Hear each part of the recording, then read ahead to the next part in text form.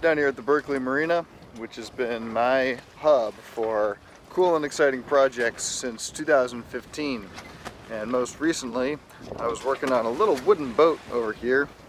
Right now it's flipped over to prevent it from getting rain inside, but just a little one-man rowboat, which got me into a little bit of hot water with the marina since I had all my junk splayed out on the deck. So this time around, as we begin to build the robotic algae prototype 2.0 here on the west coast, I'm going to be a little more careful about cleaning up after my messes and starting small.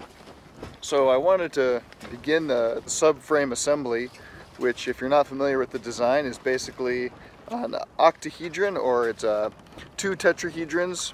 It's not perfectly symmetrical, but the upper one is a little bit taller than the bottom one, and those form the basic housing for the processing unit, the pumps that are sucking up the algae and converting it into fuel. So rather than make the tetrahedron out of electrometallic tubing as in the original prototype, we're doing something a little bit different this time. We're using metal cable. And just like with the sailboat, where you have these turnbuckles that keep the shrouds and the forestay and backstay in tension, we're going to use metal cable, very similar to the rigging of a sailboat, and turnbuckles to tension it onto the frame. Alright, now I'm trying to do this as incrementally, but also as quickly as possible. In this case, I bought just 7 feet of this cable to see how it works, get familiar with the material, make sure it's the right thing, and from there I'm going to buy between 50 and 125 feet of it. But first I just wanted to highlight these great finds on Amazon. Stainless steel turnbuckles, and then I also found these little PADEYES, which are going to attach the metal cable to the PVC, the corners of the subframe. And the turnbuckle kit, just $15, and then these set of, I think, 10 PADEYES with the stainless steel screws was another $8 or $9. So there are some benefits to this new Amazon world that we live in. Tighten this up. Nice and tight. That's pretty good. More frayed end here, so giving myself plenty of room to work with. I can always cut that off later. Torque it down, but only after I've slid it up enough that the splice isn't going to come out. So there you have it, my cable tie. A little on the rough side, but not too bad for a first go.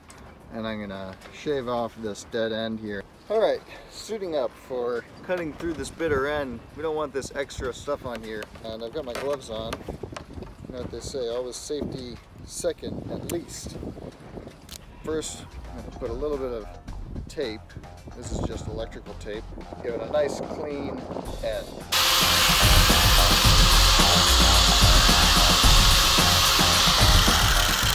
There you go, metal cable number 1.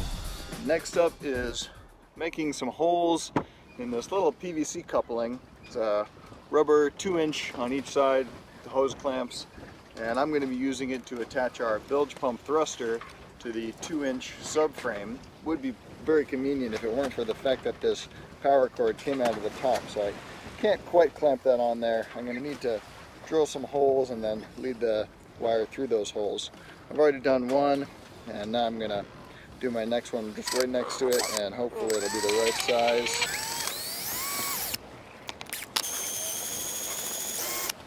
Here's the moment of truth. Okay, there you go. Get this guy nice and snug. Twist that nice and solid. That'll just mount right up on that other piece of PVC and we'll be in business. All right, I'm saving the best for last. Last task of the day is to take this little rod made of Inconel, which is an anti-cavitation metal, resists the forces of cavitation.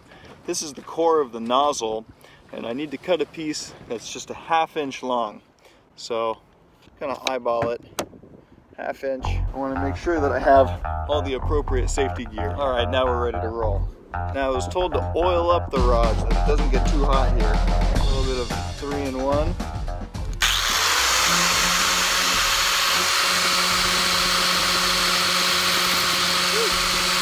Made a little dent there.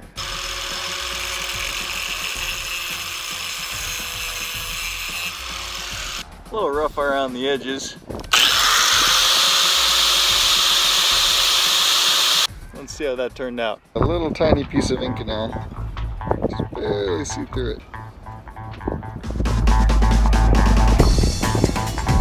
And with this, we're gonna make algae biofuel.